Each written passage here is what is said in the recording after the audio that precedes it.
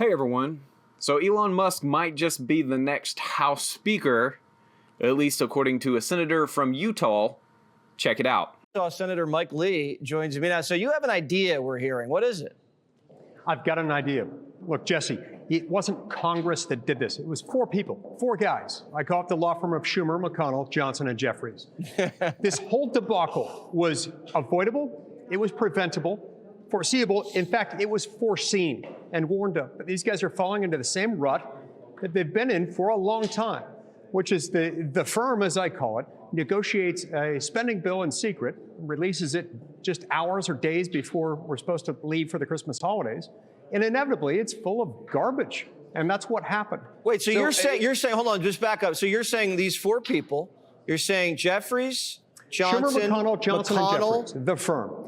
Okay, They did this. Okay, McConnell and Schumer, guys. they cooked this up for the last 85 days in secret, dropped it on everybody Wednesday, and this is where we are. Yes, and it has failed. It's failed miserably because the American people are awake. They have access to X, they have access to Water's World, they have access to information and to apps that will help them quickly digest this information. This does not work. It's an historic moment. It's fallen apart. And as a result, somebody's going to have to lose their job over this. I don't think the Speaker is going to remain in power. That's my prediction. I'm not in the House. If I'm correct in that, and I think I am, we need bold new leadership, outside leadership, and I think it needs to be a Doge Speaker. It needs to be either Vivek Ramaswamy or it needs to be Elon Musk. Look, I was over here a couple weeks ago, House and Senate Republicans for a Doge caucus meeting. I've never seen, we're like, herding cats, Republicans on Capitol Hill.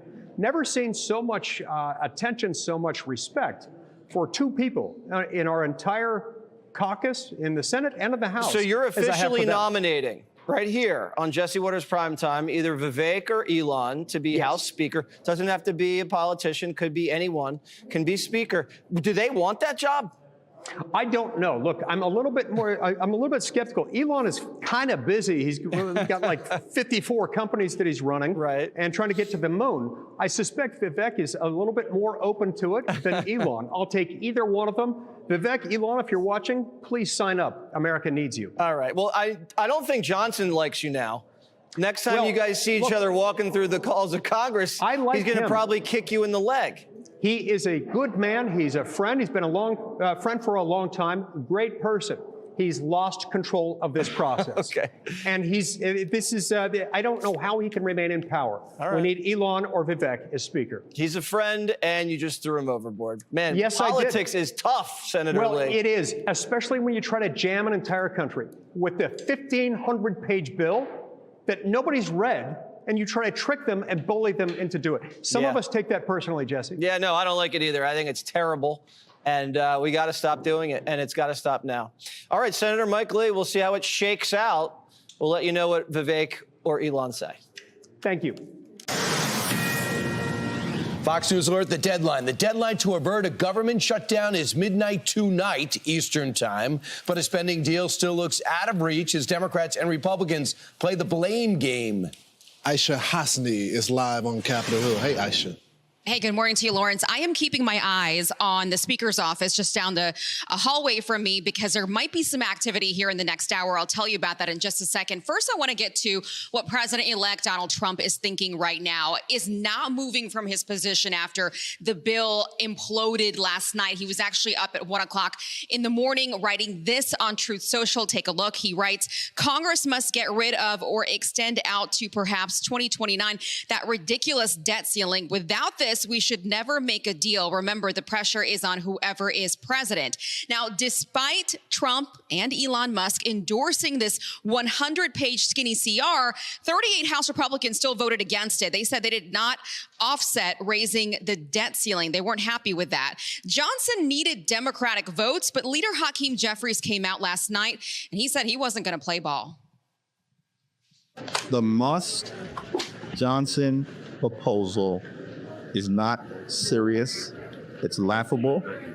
Extreme MAGA Republicans are driving us to a government shutdown. So now President-elect Trump, J.D. Vance, Speaker Johnson, pretty much every Republican is trashing the Democrats. The Democrats just voted to shut down the government even though we had a clean CR, because they didn't want to give the president negotiating leverage during his first term, or during the first year of his new term. And number two, because they would rather shut down the government and fight for global censorship. They've asked for a shutdown, and I think that's exactly what they're doing. Hey guys, stay tuned because we've got so much more to discuss about this bill. Got so much more to show you. It's absolutely insane what's happening in Congress. Elon Musk and Vivek Ramaswamy represent something that Washington, D.C. desperately needs. And that is fresh leadership that isn't tied to the old broken system. Musk has built a reputation as an innovator who's revolutionized industries like space travel and clean energy, proving that thinking outside the box actually gets results. Ramaswamy, he showed himself to be a bold voice for free markets and individual responsibility. The usual career politicians have led Congress into gridlock and partisanship. But bringing in someone like Elon or Vivek could inject much needed energy and creativity into the political process. They would focus on real solutions rather than endless bickering, giving Americans hope for meaningful change. Guys, I appreciate everybody for watching this video. We've got a lot more to look at here, so stay tuned. But go ahead and hit that like button, that thumbs up button. It helps out the channel. I appreciate everybody's support. Okay, y'all, check this out. Okay, so the question is, what is next? Apparently, it is back to the drawing board for Speaker Johnson. What's the play tomorrow? What's the plan? Stay tuned. Well, we keep hearing that. You gonna run another bill tomorrow, though? We'll see. Okay, so apparently Punchbowl is reporting that the Speaker and J.D. Vance might be meeting with House Freedom Caucus members, and one more person in the room, it's very interesting, would be Trump's OMB director, the nominee for that, Russell Vought. He's been on the Hill working the senators through his confirmation process, so he is here in Washington, D.C., and apparently, again, according to Punchbowl News, those four parties will be meeting in the Speaker's office this hour. I will keep my eyes peeled. I'll get over there right now and bring you any news at the top of the 8 o'clock. Right. Thank you, Aisha. I was reading in Punchbowl as well. Back to Aisha for just a moment regarding the incoming OMB guy.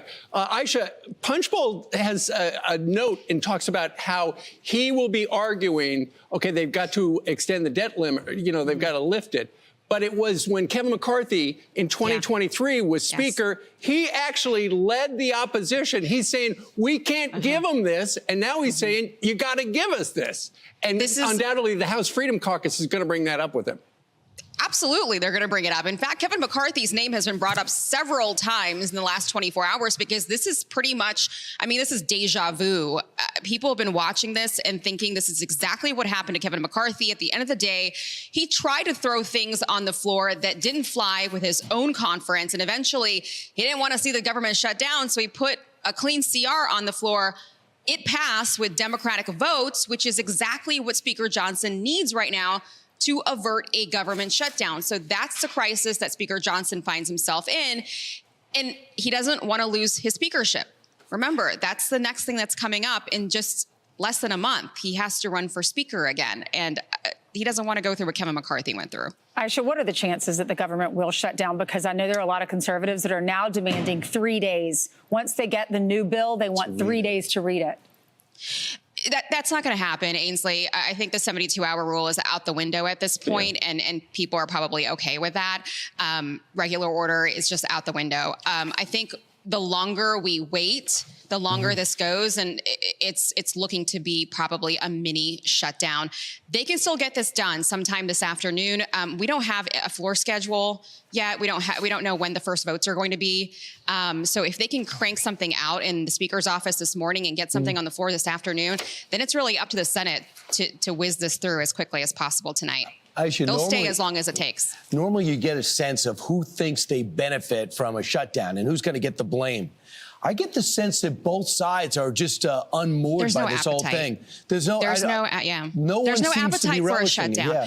This is not good for any party. I mean, because the opposing party will blame you for it, and that's exactly what's happening right now. The only person that might be okay with a government shutdown might be Elon Musk, because this actually speaks to why if you have part of the government shutdown, then it speaks to why, you can get rid of parts of the government that aren't very important. So, with his work in Doge, his and Vivek Ramaswamy's. But no, it's not good politically speaking for either party to see a government shutdown, even for a few days. Although you do enjoy getting up and doing this breaking news with us in the morning. So I love you guys. We benefit. Yeah. We Thanks, appreciate Aisha. it, Aisha. Wow, guys. All right. So you can see our country is facing real problems that demand real solutions, not just political theater. And that's why I want to bring it back to Elon Musk. He's tackled challenges that many thought were impossible.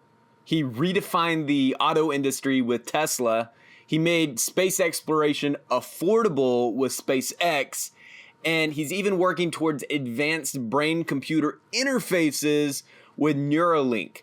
Vivek Ramaswamy, on the other hand, has taken on the tough job of questioning political correctness and corporate overreach, while at the same time pushing for policies that promote freedom and prosperity. These men have proven, guys, that they know how to lead, they know how to innovate, they know how to solve problems under pressure. Imagine what they could do to fix a broken Congress that's been stuck in a cycle of failure for years. Okay, guys, I got a little bit more to show you. This is absolutely crazy what's happening in Congress right now. I have been one that's advocated for regular order. I feel like we should have the 12 appropriation bills, but you're negotiating with half of the government. I mean, you only have the House. Right. And so it gets to the point, you have no leverage. You don't have that much leverage to say that you want regular order when you don't have full control. I think it's much different when you have the presidents and you have the Senate and you promise that to the voters. So, I mean, you got to eventually say yes to something. I'm going to give you a sports analogy that I think is going to benefit the country. Okay, let's hear it. You might know football, but you're not in the huddle. Elon Musk is not in the huddle. Vivek Ramaswamy is not in the huddle. So as they're calling the play and they're dealing with all different kinds and in opposition, it might be easy to sit on the outside and go, this is so clear what play to call. Mm-hmm. But you do not know what it's like actually doing the deal with so little power and leverage. So you could say, yeah, right, that shouldn't be in. Yeah, that shouldn't be in. But you know what is in? Because that's in this, and this. So they came back and they restructured at the last minute. The only criticism would be, could you have not done this earlier? Couldn't you have not done this in October or right after the election? Right. Because just before we had Speaker Johnson on 2 days ago, Elon Musk at 4:15 in the morning said, you can't pass this bill. And that was the beginning of the end. Right. He was not in the huddle. The question is, who was he huddling with? According to the Speaker, he was huddling with him. Obviously, Elon Musk and Donald Trump can kill a bill. They said kill that bill, because they wanted the new one that had the lifting of the debt ceiling, because Donald Trump doesn't want that. So going forward, there are a couple of different options. They say today, the plan B from yesterday, they could actually vote on that again today. It probably would fail again. Also, Speaker Johnson could meet with Jeffries. Okay, what's it going to take to get some buy-in from the Democrats on this? They could drop the debt ceiling requirement that Donald Trump has put out there, and that's the reason they lost 38 Republicans yesterday, or just have a 1 or 2 week CR. Just kick the can until the end of the year, the 1st of January, after everybody goes and drinks a lot of eggnog. There are about 30, my sources are telling me 30 individuals that will never support CU. There are 30 individuals that will never support getting rid of the debt ceiling. So it's going to be very difficult to pass if you put those in. The original, I love that picture that Elon posted where you've got the big stack. It was 1,500 pages. Now it's 116 pages. But Ralph Norman was on Fox and Friends First earlier, and he said not enough time to read it, and then threw in the debt limit at the last minute. He had a problem with that. He said we can have a limited, there's the picture. That's the first bill, and then now that's the revised one on the right. He said we can't have a limited shutdown, which means it wouldn't affect our military. It wouldn't affect TSA workers, because a lot of people are traveling today and into next week. They just don't get paid. And Chip Roy said it still spends too much money. He said it's $110 billion unpaid for, and he has a problem with that. Too much pork. Well, let's shut it down then. But I just hope that when they do have full power, that there's some sort of plan. I'm all for a fight. I'm all for giving the voters what you promised them. But if they have full control and we're still at this same point, I mean, we were talking about the Elon Musk thing, but there were the moderates and the conservatives that were opposed to that bill that was originally the first CR. So they got, after Elon got involved, there were more people that came to the table. Now we have just the conservative wing of the party that is upset about the spending, while Democrats are in control of half of the government. So the last thing Elon Musk put out is this. First of all, I'm not the author of this proposal. Credit Trump, Vance, and Speaker Johnson. That was before it went down. And I would say this. Don't think that Donald Trump and Elon Musk are not on the same page. They're on the same page. So they're not working against each other. Right. That's what Elizabeth They're in the wanted. huddle, Everyone wants Brian. to do it.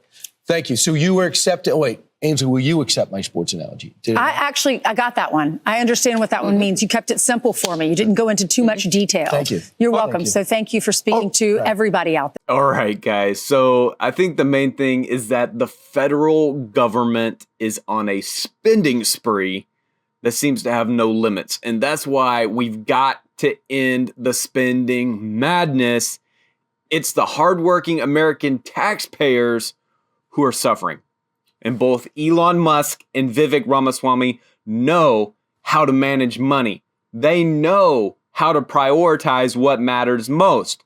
Musk has successfully led companies through tough financial times in the past, and he's shown the power of efficiency and innovation. Ramaswamy has built his career on understanding economics, advocating for policies that put the people first. So with their experience, they could bring a business-minded approach to Congress, focusing on balancing the budget, cutting waste, ensuring that taxpayer dollars, they're spent wisely. Their leadership, guys, could help end Washington's reckless spending and prevent another government shutdown in the future. Maybe they could figure out a plan to avoid these crazy shutdowns that happen every few months. It's insane what's going on in Congress right now. This bill was so crazy, so stupid, so glad that they shut it down. You saw the before and after picture from Elon Musk. Absolutely love that. Hey guys, thanks for watching this video. I hope y'all are having a fantastic Friday. If so, hit that like button, support the channel, subscribe guys. If you made it all the way to this part in the video, you're a real one. I appreciate you. Y'all have a great day. I'll see you again tomorrow with another video. Peace.